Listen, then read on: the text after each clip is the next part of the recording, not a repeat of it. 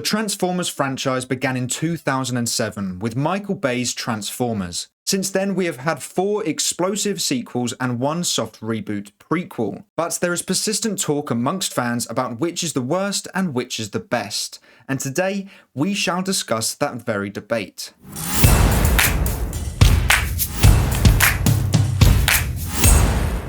Hey everyone, welcome back to our movie news. With Rise of the Beasts being delayed until next year, the Transformers universe has been pretty quiet, but what we can do in the meantime is look back at all 6 Transformers movies and rank them from worst to best. Before we get into the rankings, comment down below your own rankings and what you think mine will be. But now, let's get into ranking all 6 Transformers movies.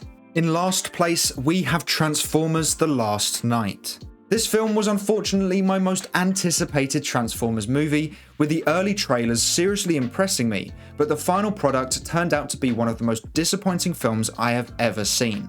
The most disappointing thing about it is that you can see hints of a really good storyline underneath, but Michael Bay completely destroyed any chance of getting into that.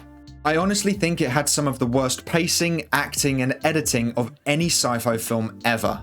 Even the score was pretty disappointing, and I absolutely love Steve Jablonsky's score for the Transformers franchise.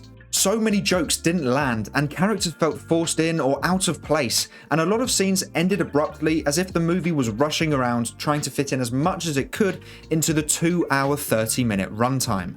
What I can praise is the CGI. That is something that has been consistently incredible throughout the franchise, but something that was slightly lacking were the on-screen transformations.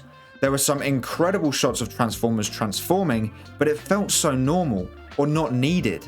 When watching the early Transformers films, the film appreciated the transformations. They took their time and gave us some truly awesome transformations.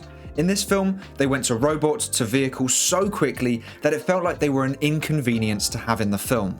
And I don't know about you, but I would have much preferred to see a 20-second shot of Optimus Prime transforming into the truck whilst holding Cade and Vivian, instead of watching Hound accidentally setting off grenades for a joke that didn't even land. The Last Knight was my most anticipated Transformers film, but unfortunately, it was also the biggest disappointment. In 5th, we have Transformers: Age of Extinction. Now, this film had fluctuated between 5th and 4th, but in the end, I decided its position purely based off of one factor, and that was rewatch value. I would prefer to watch the 4th film in my rankings more than Age of Extinction. Now, this film wasn't terrible. In fact, there was a lot I really liked. I liked the new anger Optimus Prime had for humans, which was something we had never really seen before, but it didn't last very long. I thought the new characters were pretty weak too. I didn't really care for Cade or Tessa, and especially not her boyfriend. But I really liked the new Transformers characters. Not as much as the old group, but I liked the addition of Hound, Crosshairs, and Drift. I think it would have been a smarter move to introduce them in Dark of the Moon, so that their emotional reaction to seeing the old group dying would have had more of an emotional impact. But obviously, when writing Dark of the Moon, they didn't plan on killing off most of the Autobots in the next movie. The introduction of the Dinobots was something I think every Transformers fan was excited for, but a theme that is consistent with Michael Bay's Transformers films is that characters will appear and disappear without any explanation, and that was the same with the Dinobots. Their introduction was pretty quick, with Grimlock somehow being defeated by one hit from Optimus Prime, and then they were left on the bridge because the final battle didn't need them. The film did feel different to the others though. I think with the addition of Lockdown, not only was he the most intriguing and dangerous villain of the franchise, but it also added a new fighting style to the mix. It was far less clunky and more fluid, which made the final battle far more entertaining. I thought the score really complemented the new fighting styles too. It was more intense, which allowed those scenes to have more momentum to them, pushing the action set pieces along. My biggest problem with the film though is the artificial Transformers. Not only was it completely overpowered, but it completely took away from the magic of seeing a car turn into a robot and vice versa. It's one of the only things that I'm grateful not to see in The Last Knight. For me, you cannot have Transformers turning into floating cubes. Instead, I think they should have gone down the route of humans trying to recreate Optimus Prime, but using Megatron's brain, and creating some form of Nemesis Prime, not what they actually went with.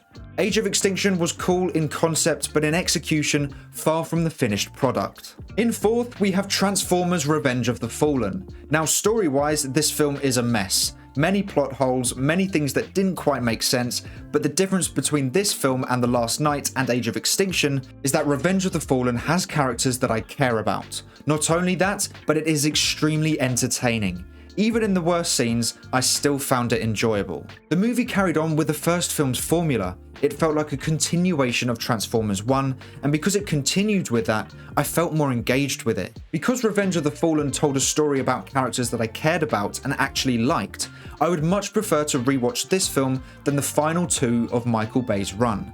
It was action-packed, but when the movie focused on the humans, it was focusing on characters whose futures I wanted to know more about. Sam and Michaela's love story, while extremely cheesy at times, was much more interesting than Tessa and her boyfriend.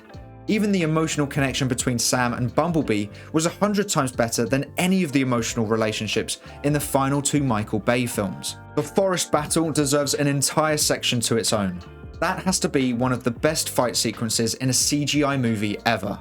It played with your emotions, the sound design and CGI were perfect, the score was phenomenal, and the way Optimus Prime took on all the Decepticons on his own was so epic. Truly one of the best action scenes in film history. Whilst Revenge of the Fallen does have a messy plot, the characters involved and the intense action sequences created an enjoyable and exciting viewing. In third, we have Transformers: Dark of the Moon.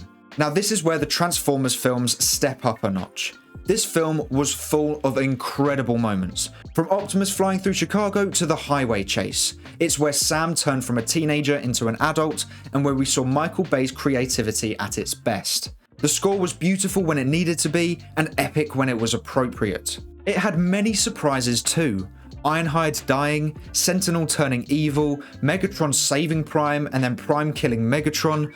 I also loved them rewriting history with the race to the moon. It created this subconscious question of how long have humans known about Transformers, and how much of our history have they been involved in.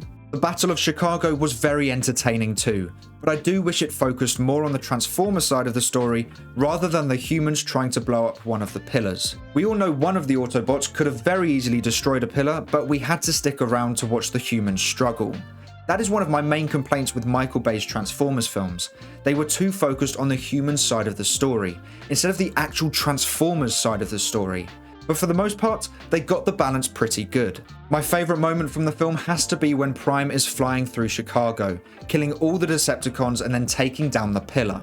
The explosions didn't make any sense, but it was such an entertaining scene that I didn't care that the explosions were randomly being set off. Dark of the Moon is by far the strongest sequel in the Transformers universe, creating an entertaining ride that rewrites one of America's greatest achievements. In second place, we have Bumblebee, the only film not directed by Michael Bay and instead directed by Travis Knight.